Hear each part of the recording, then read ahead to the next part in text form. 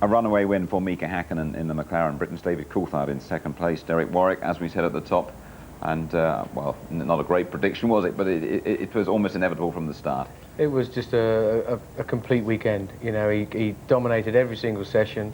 He went out there like a greyhound. He decided to put some air between him and David. He did that, and he just completely dominated and controlled the race. Start of the race, he was away with Coulthard behind him, and the McLarens ran and hid. Yeah, absolutely brilliant start from Häkkinen down the inside. Look at that, wonderful anticipation. And Coulthard was on the dirty side of the grid.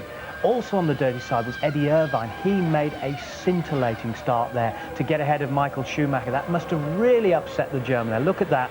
That's where Fisichella saying he was having a problem forced onto the inside, but that was quite legitimate as far as I was concerned.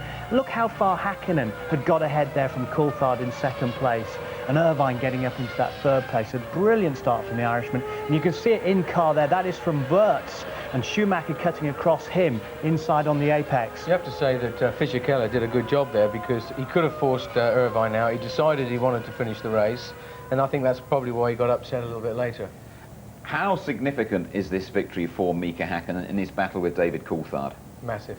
You know, obviously last weekend at Imola, David had the jump on him. Here, he's come here, he's obviously wanted to completely dominate the weekend. And you can see here, he was driving superbly all weekend. He's pushing the car to the maximum. He's using every bit of road.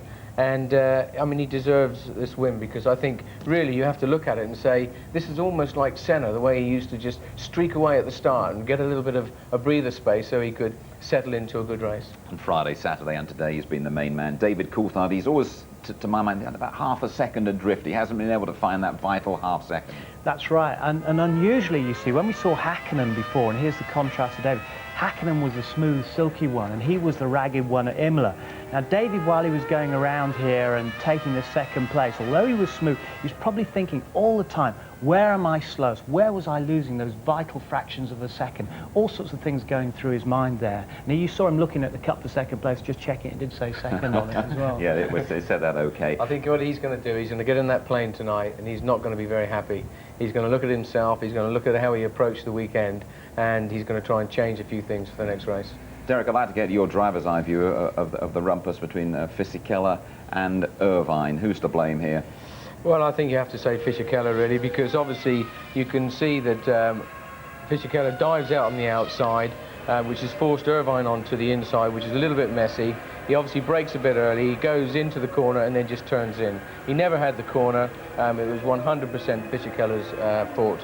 I think he'll learn from that. Maybe, I mean, we can see Eddie actually being restrained there. I mean, that's not the Eddie Irvine that we know. But of course, Fisichella, he's going to probably look at this video and say, oops. I mean, I thought, like you, that Irvine showed massive self-restraint there, because in normal circumstances, he'd have absolutely lumped the Italian. And someone had lit that Roman's candle. He was off on one. Right. I think it was November the 5th. I think the discussions will continue, it's fair to say. We'll be back in a couple of minutes' time. We'll be hearing from the winner here in Spain.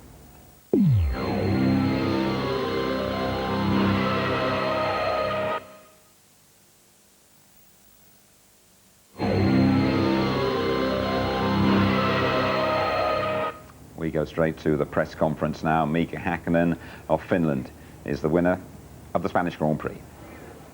Well, Mika, congratulations on your third win of the season. That was a pretty resounding victory for you there.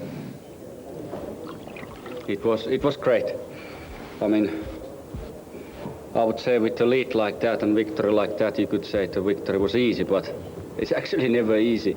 You all the time have to make sure about your concentration is right all the way through the race. You have to really, really be careful. Overtaking back Marquez was I would say very enjoyable, but also quite demanding, because sometimes the situation and the time was not exactly ideal, but certainly it was interesting. A winner in Australia, in Brazil, and now in Spain. Let's have a word now with Rubens Barrichello, the man responsible for the stewards' best day of the season so far. Yes, Rubens, well done, some points. Yeah, no, lovely. I mean, the team has done a great job with the car. I mean, the new suspension is really good. It was hard to keep Jacques behind me, but it's, I mean, it was a good race, one of my best, and it was quick. You know, since the beginning, I had a great start, so I feel just happy. You look very happy. Were you confident that you could keep Jacques behind you? Well, it was hard. On the second stint, he was really pushing me. You know, I was driving well, so I kept my head down driving. So today I'm going to sweep very well, very well. Well done. Go and start your celebrations. All right, thanks. He's a smashing little fella, isn't he? And you as a driver who's gone through 1 or 2 hard times, you know how he feels. Absolutely. It's a shame the other 3 weren't as happy as that, really, wasn't it? But you have to say it's great for Stuart, it's great for Rubens. He did drive a very good race. He said to me yesterday that he thought that they could grab a point. He's taken 2 points, you know, so it's a great thing. It's a great day for Rubens today, really. Because it's been uphill for them for most of the season, Tony. 72-hour turnaround because they tried radical new suspension at the beginning of the week. It all went wrong. They went back to the successful testing setup of last week, risked the new Phase 4 engine. Everybody was down in the dumps down there, Ford, everybody, and they've turned it around. And it's almost a year to the day that they got that wonderful second place in Monte Carlo last year. I don't know whether Jackie's crying at the moment or not. I hope he isn't, because he's not on wet weather tyres at the moment, but I'm sure there will be some wet champagne flowing around. We'll find out that in our highlights program a bit later on today. Derek and Tony, thank you very much indeed. Next Saturday is a very big day here on ITV. The FA Cup final is back.